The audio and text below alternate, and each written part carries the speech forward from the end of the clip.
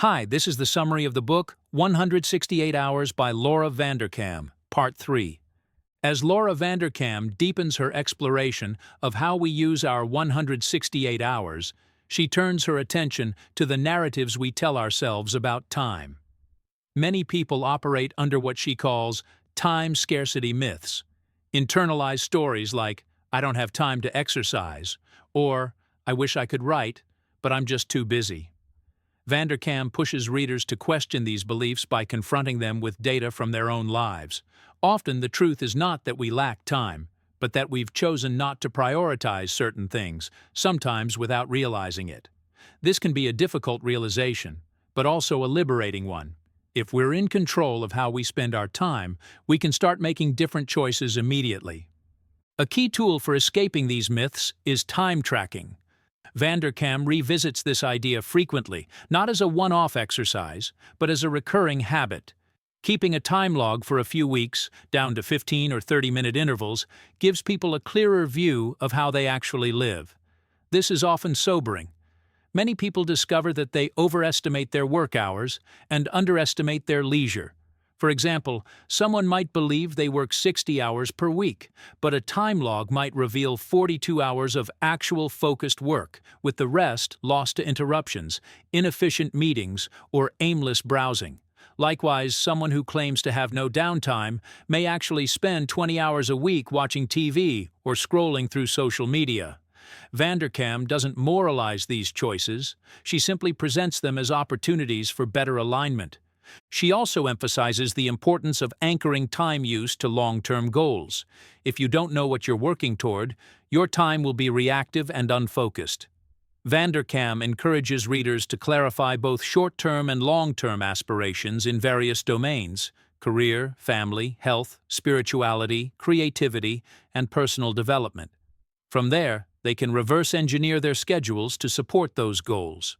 Want to run a half marathon? You'll need to schedule regular training.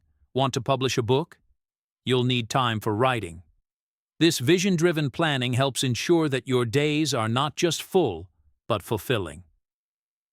To illustrate these principles, Vanderkam shares numerous case studies.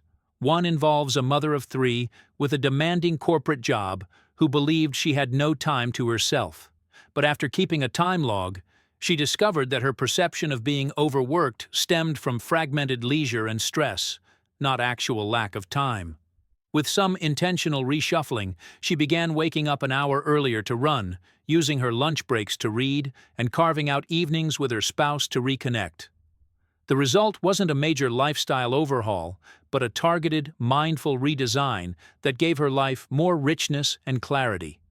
In another case, Vanderkam follows an entrepreneur who, despite working long hours, managed to volunteer, spend quality time with his kids, and pursue hobbies like woodworking. His secret? Treating personal time with the same seriousness as professional time. He scheduled game nights, workouts, and date nights in his calendar just like he would a client meeting. This practice of calendaring your values becomes one of Vanderkam's core recommendations. If it's not on the calendar, it often doesn't happen. By placing personal priorities on equal footing with work obligations, people can live more balanced and integrated lives. Vanderkam also critiques the idea that time management should always be about efficiency. She warns against the trap of trying to do everything faster just to cram in more activities. Instead, she advocates for intentional slowness in some areas, particularly relationships, creativity, and self-care. These things require presence, not speed. For instance, she shares stories of parents who spend just 30 minutes of focused play or conversation with their kids each day, and how that time, though short, builds deep bonds when it's uninterrupted and engaged. The message is clear: more time isn't necessarily better. Better use of time is. She continues to challenge conventional productivity tropes. For example, Vanderkam dismantles the "morning person equals successful person" narrative. While she acknowledges that many high achievers do rise early, she's more interested in strategic alignment of energy and priorities.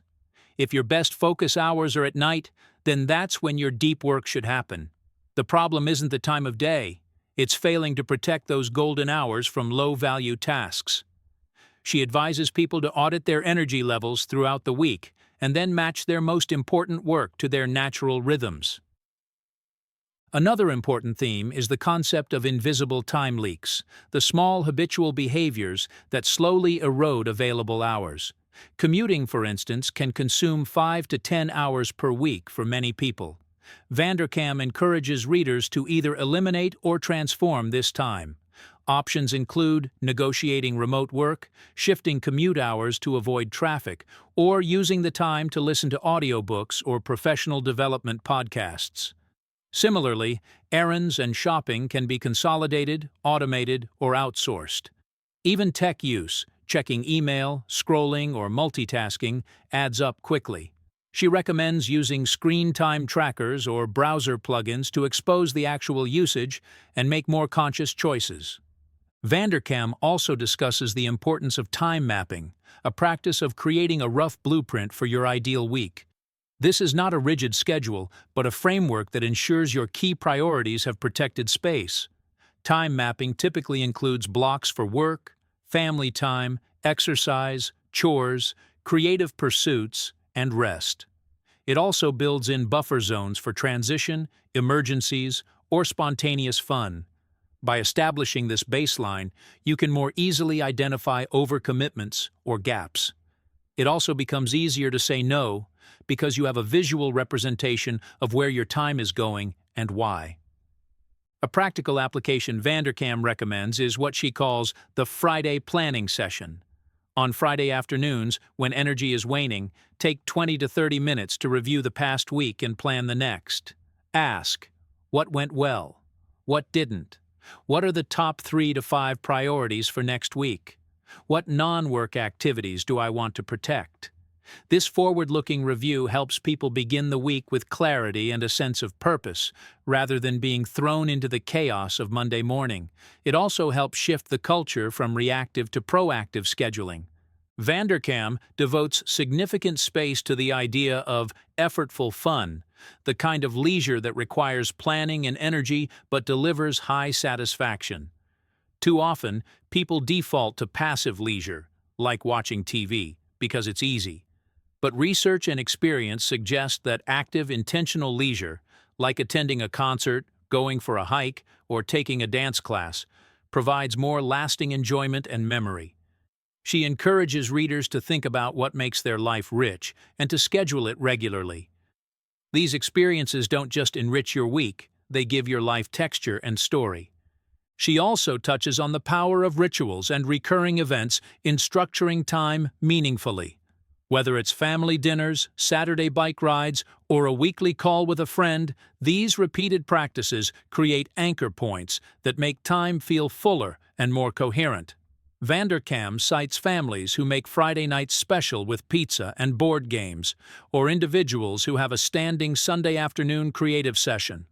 These rituals reduce decision fatigue and increase connection, giving rhythm and meaning to time. In her discussions of work, Vanderkam encourages professionals to assess whether their hours are yielding maximum results. Many people equate long hours with dedication, but she challenges this notion. Working more doesn't always mean producing more. She shares examples of employees who improved their performance by reducing hours and increasing focus, cutting out low-value tasks, saying no to unnecessary meetings, and blocking off time for strategic thinking. She reminds readers that in many fields, impact matters more than input. Vanderkam also addresses career design, particularly for women.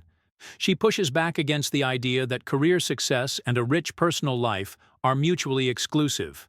Citing data from time logs and labor studies, she demonstrates that many successful professionals work fewer hours than expected, or at least more flexible hours.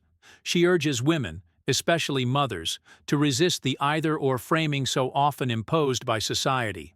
Instead, she presents a third way. High achievement and deep personal fulfillment are both possible when time is consciously allocated according to your values and talents. This section of the book also celebrates the value of creative expression. Vanderkam argues that many people abandon their creative pursuits in adulthood, not because they don't care, but because they don't have time. She invites readers to reclaim those passions, even in small ways, whether it's writing poetry, painting, playing music, or starting a podcast. Carving out just a few hours a week for creativity can reignite joy and meaning. Creativity, like exercise or rest, isn't frivolous. It's essential to a well-lived life. Ultimately, Vanderkam returns again and again to the central truth of the book. We all have 168 hours each week. What differentiates the fulfilled from the frustrated is not the number of hours, but the clarity of purpose and intentionality with which those hours are spent. She challenges readers to drop the victim narrative of "I'm too busy" and embrace the power of choice.